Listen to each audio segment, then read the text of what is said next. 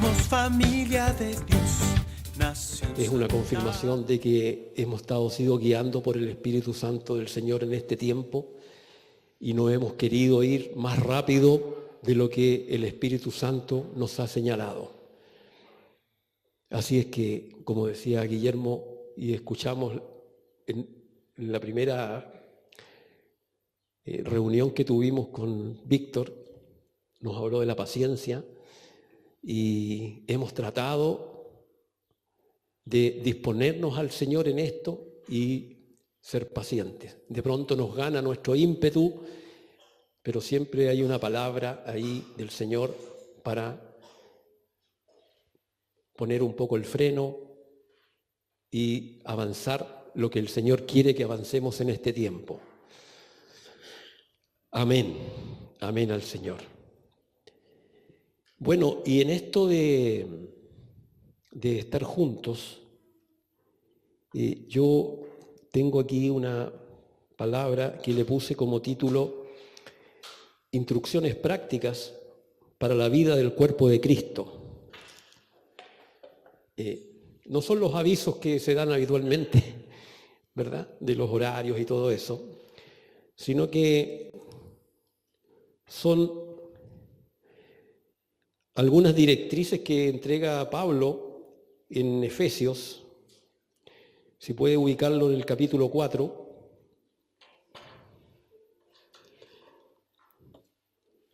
Pablo a los Efesios, capítulo 4, del verso 1 al 7, dice: Yo pues, dice Pablo, preso en el Señor, os ruego que andéis como es digno de la vocación con que fuisteis llamados. Yo pues, preso en el Señor, y en las cartas de Pablo, cuando escribe Pablo, usa dos formas aquí. En algunas dice, yo pues, preso en el Señor, y en otras partes suma el por el Señor. Preso o cautivo por el Señor, por este amor, por esta magnificencia de Jesús, y también por causa de Jesús, físicamente. Muchas veces escribió estando en la cárcel. Os ruego que andéis como es digno de la vocación con que fuisteis llamados. ¿Cómo? ¿Cómo hago dignamente esta vocación, este llamamiento del Señor? Con toda humildad, dice, y mansedumbre, soportándoos con paciencia los unos a los otros en amor, solícitos en guardar la unidad del Espíritu en el vínculo de la paz. Un cuerpo y un espíritu, como fuisteis también llamados en una misma esperanza de vuestra vocación. Un Señor, una fe, un bautismo, un Dios y Padre de todos, el cual es sobre todos, y por todos, y en todos.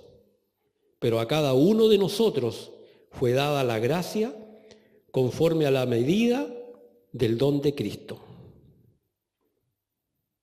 Amén.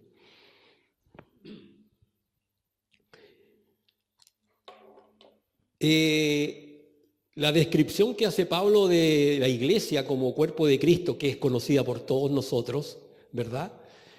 Un cuerpo, muchos miembros, y todos los miembros activamente unidos, ligados, cada uno de ellos en funcionamiento para que este cuerpo, donde la cabeza es Cristo, pueda funcionar. Ese es más o menos, resumidamente, la visión que pone Pablo de la iglesia, describiéndola como el cuerpo humano, donde todos los miembros del cuerpo humano funcionan, están unidos unos a otros. igualmente describe Pablo la iglesia. Un cuerpo, como el cuerpo humano, la iglesia, un cuerpo, ¿verdad? Muchos miembros. Y describe Pablo la mano, ¿cierto? El brazo, la oreja, la boca. Igualmente nosotros, muchos miembros, pero un solo cuerpo. Muchos miembros, pero estamos unidos en amor. Pero no en cualquier amor. No en cualquier amor. En el amor que Dios nos ha entregado por medio del Espíritu Santo para que podamos amar. Cada uno de nosotros tiene una función en el cuerpo de Cristo. Cada uno de nosotros tiene una función. Cada uno de nosotros, Dios puso en cada uno de nosotros una gracia, un don. Si usted no sabe cuál es su don, póngase a servir al Señor. Y el Señor le va a confirmar cuál es su don. No espere sentado en la banca, como decía un hermano, mirándole la nuca al hermano de adelante, sentado, sino que póngase al servicio del Señor y el Señor confirmará esa gracia, ese don que ha puesto usted en usted, como Él quiso, dice la Escritura. ¿Qué características tiene este cuerpo? Tiene una vida corporativa. Es una familia única donde todos somos iguales delante de Dios Padre. Y también con una característica. Ahí en Filipenses 2, no lo busque, dice, nada hagáis por contienda o por vanagloria, esto es palabra para los miembros del cuerpo de Cristo, nada hagáis por contienda o por vanagloria, antes bien con humildad, estimando cada uno a los demás como superiores a él mismo, no mirando cada uno por lo suyo propio, sino cada cual también por lo de los otros. Somos iguales, ya no hay judíos ni griegos, dice la Escritura. ¿Cuántos son griegos aquí? Muy bien. Ahora no hay judíos ni griegos, somos un solo cuerpo. Somos un solo cuerpo. Unificó en Cristo realidades distintas. Como decía Guillermo, ¿dónde están los ingenieros? ¿Dónde están los médicos? ¿Dónde están los arquitectos? ¿Los profesores? Somos todos servidores del Señor. Somos todos iguales. Mire para el lado, mírenlo para el lado, mírenlo, su hermano. Somos todos iguales delante del Señor. Distintas gracias, distintas funciones en el cuerpo de Cristo, pero iguales.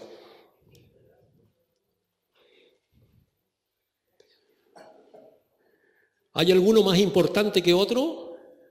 No. No.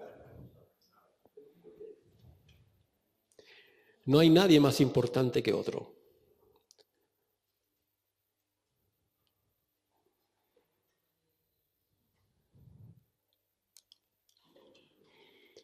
Segundo, porque somos llamados a ser un pueblo santo, debe manifestarse su pureza.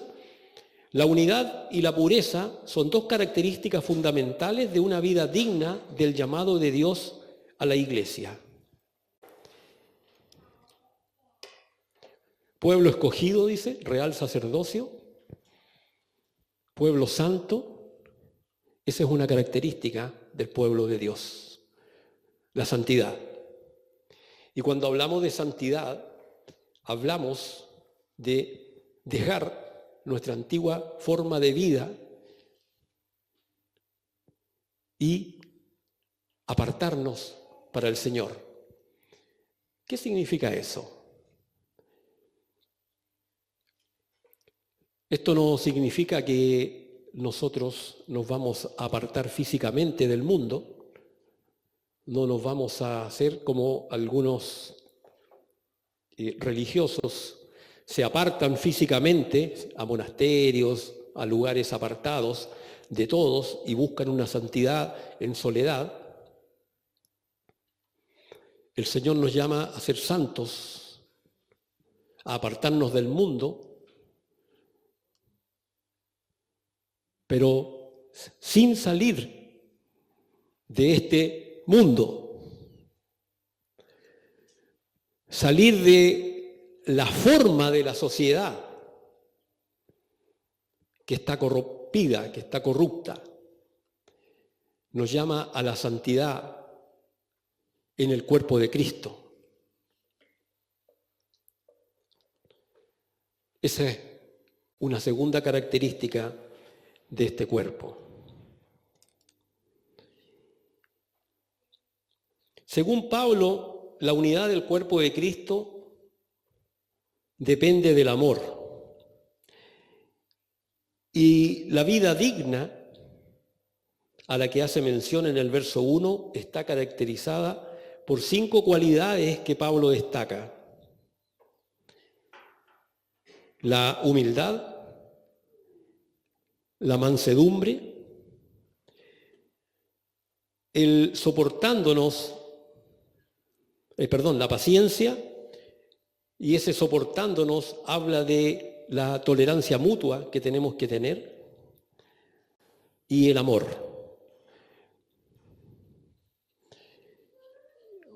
Vale decir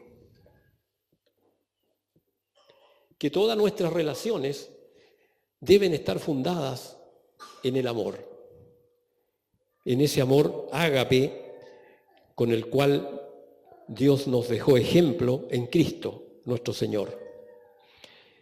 Y como dice Juan, en esto conocerán todos que sois mis discípulos, si tuviereis amor los unos con los otros. O sea, no nos van a conocer a nosotros por andar con la Biblia bajo el brazo, por andar golpeando los domicilios y predicando, aunque no sería una mala idea, pero no es por eso que nos van a conocer, sino por el amor que hay los unos por los otros. Eso es lo que sostiene, lo que cimenta el fundamento sobre la unidad de la Iglesia. Hay muchos grupos que cuando empiezan su caminar y quieren poner fundamentos sobre la congregación, ponen una estructura de estatutos y empiezan a formar un librito con todos los reglamentos que hay en las llamadas denominaciones. No es malo tener un orden, pero lo que debe fundamentar la Iglesia es el amor. No porque lo diga un reglamento interno de comportamiento que obliga a hacer cosas de forma exterior, como una ley, sino que este amor es el que nos nace por medio de la presencia del Señor, por medio del Espíritu Santo en nosotros. Vale decir, cuando cada uno de nosotros tuvo una nueva realidad en su vida al reconocer a Jesucristo como el Señor, como el Kyrios de nuestra vida, y cuando hablamos de Kyrios hemos entendido que el Señor es nuestro dueño, es nuestro amo, con esa verdad en nosotros, es de Él que nos nace el amor por los demás. No es por un estatuto. Veamos un poco las cualidades que menciona Pablo como esenciales para las relaciones y la vida del cuerpo de Cristo. Y habla de la humildad. Y escudriñando sobre la humildad,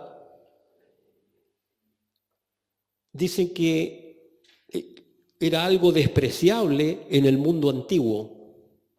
Los griegos, por ejemplo, nunca utilizaban la palabra humildad en un contexto de aprobación, y mucho menos de admiración. Admirar a alguien porque era humilde era una señal de debilidad, una actitud servil. Sin duda que hasta la venida del Señor Jesucristo no se conoció la humildad verdadera, porque Él se humilló a sí mismo. Sin ninguna duda que detrás de cualquier disputa o discordia entre los hermanos está la ausencia de humildad, y más bien está el orgullo, el ego,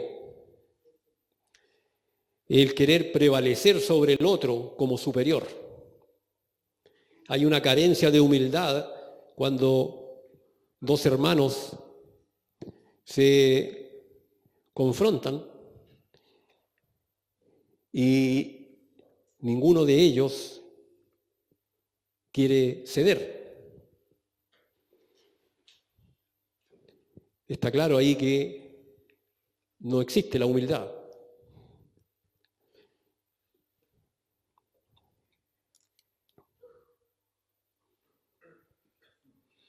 Haya pues en vosotros este sentir que hubo también en Cristo Jesús, el cual, siendo en forma de Dios, no escatimó el ser igual a Dios como cosa a que aferrarse, sino que se despojó a sí mismo, tomando forma de siervo, hecho semejante a los hombres, y estando en la condición de hombre, se humilló a sí mismo, haciéndose obediente hasta la muerte, y muerte de cruz.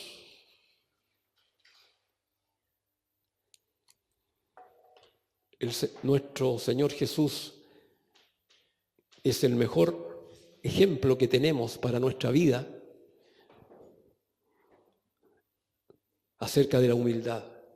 No solo se hizo hombre, iguales a nosotros, sino que en este estado se humilló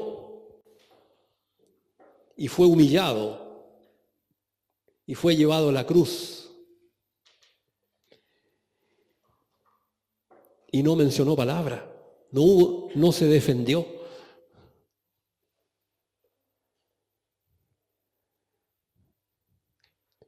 Qué enseñanza, ¿no? Acerca de la humildad. Nos ayude el Señor para que el Espíritu Santo siga trabajando en nosotros en cuanto a ser humildes.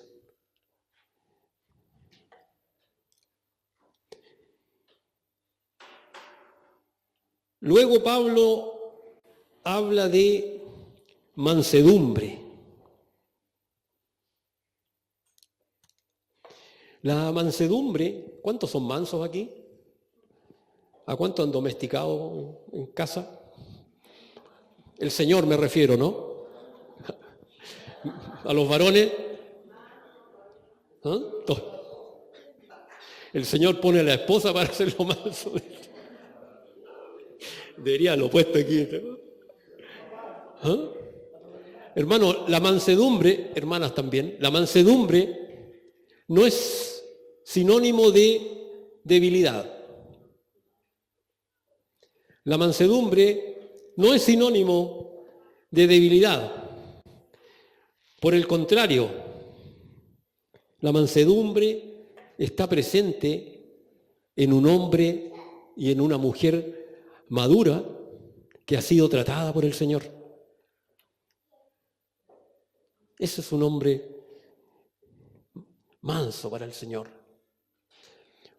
La palabra manso se usa mucho cuando se domestican los animales, los perritos, ¿cierto? Los caballos. ¿Cuántos dan patadas todavía aquí?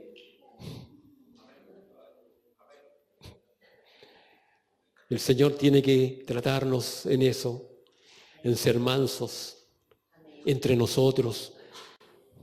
Primeramente dentro de la casa, primeramente en el hogar, entre los esposos, que son donde están siendo formados los hijos.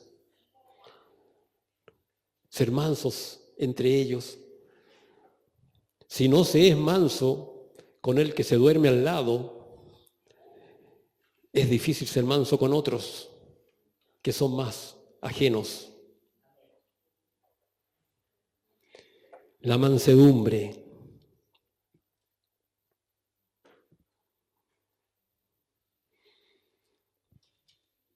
Es muy bien visto en hermanos y hermanas que suelen utilizar la autoridad del Señor con un espíritu bondadoso. Se llega a agradecer el que alguien con autoridad a uno lo pueda exhortar, por ejemplo, pero con un espíritu bondadoso. Sin ninguna duda que se recibe la exhortación con amor como del Señor.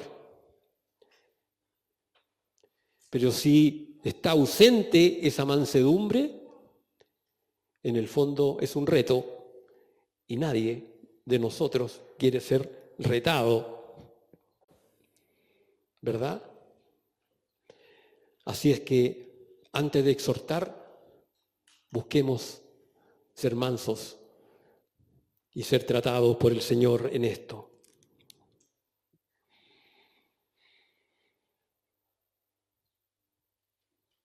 En el Señor Jesús se encontraba el equilibrio perfecto y el mismo Señor Jesús habla de sí mismo y dice: llevad mi yugo sobre vosotros y aprended de mí, que soy manso y humilde de corazón, y hay una recompensa, y hallaréis descanso para vuestras almas.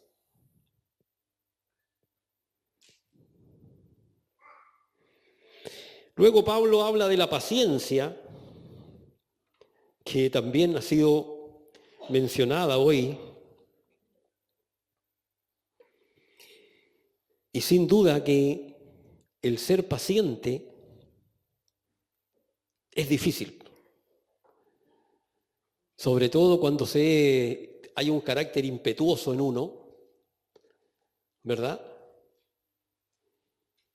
Pedro, por ejemplo, como muy impetuoso, vinieron a arrestar a Jesús, sacó la espada, ¡pum!, fuera la oreja. El Señor Jesús no se demoró nada en poner la oreja, lo que costó fue encontrar la oreja, porque era de noche. Señor, yo voy a dar mi vida por ti. Al otro lado de la hoja de la Biblia ya estaba negándolo. Impetuosos. El llamado del Señor es a ser paciente, a esperar. Esperarnos unos a otros. Esperarnos unos a otros. Oye, pero es que este hermano, seamos pacientes, mayormente con los hijos. Seamos pacientes mayormente con los hijos. ¿Ha visto los abuelos? Pacientes con los nietos.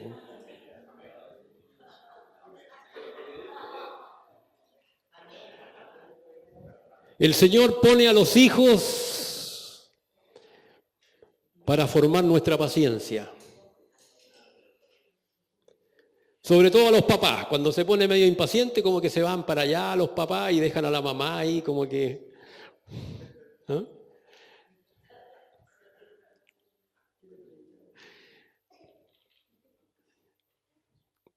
¿Quién decía la paciencia formada por dos palabras, paz y ciencia?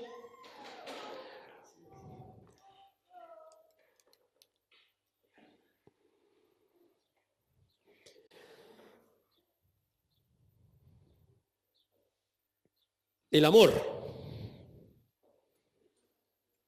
es la cualidad final que incluye a los 4 precedentes y es la corona y suma de todas las virtudes, ya que amar es buscar constructivamente el bienestar de los otros y el bien de la comunidad. Veamos Colosenses capítulo 3.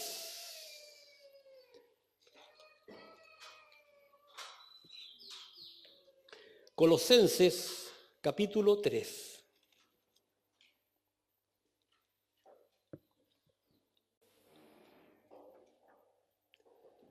Póngase en pie, hermano. Con la Biblia, póngase en pie.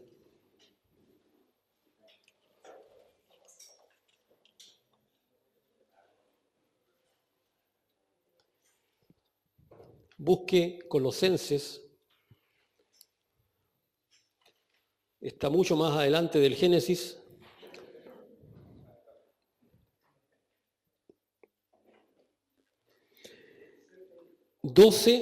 Colosenses 3, versículo 12, 13 y 14.